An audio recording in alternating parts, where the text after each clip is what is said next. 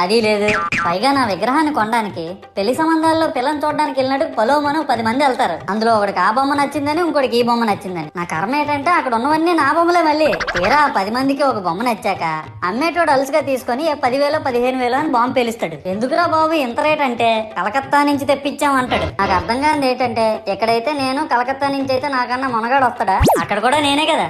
ఇలా నన్ను బజార్లో పెట్టి బేరం ఆడి నా మొహానికి ముసుగేసి వ్యాన్ ఎక్కిస్తారు. ఆ వ్యాన్ డ్రైవర్ గాడు నేనున్నానని కూడా చూడకుండా ఏదో ఆలోచించుకుంటూ డ్రైవ్ చేస్తా గతకల్లో గబ్బి గుబ్బి అని తెంచేసి నా కాల్లో చెయ్యి ఎరగొట్టేస్తాడు. ఈ విషయం చందాలు ఇచ్చిన చిన్నోళ్ళకి తెలిస్తే మళ్ళీ ఇరిగిపోయిన బొమ్మ పెట్టకూడదని ఏ బొమ్మ రాసి కవర్ చేసేస్తాడు. సరేలే జరిగిందేదో జరిగింది, నా భక్తులే కదా, కూల్ బ్రో అని చిల్లయ్యే లోపు నన్ను పందిర్లో పెట్టి ముసుగు తీసి నాకన్నా పొడుగున్నే సౌండ్ బాక్సులు 2 నా చెవులు పక్కన పెట్టి డీజే గణేష్ బ్రో అని చెప్పి నా పాటలను కూనీ చేస్తారు. సరేలే పిల్లలు కదా, ఇప్పుడు కాకపోతే ఎప్పుడు ఎంజాయ్ చేస్తారు, కాసేపట్లో పూజ స్టార్ట్ చేస్తారని వెయిట్ చేస్తా ఉంటే 5 రూపాయల వ్రతకల్పన బుక్ చూస్తే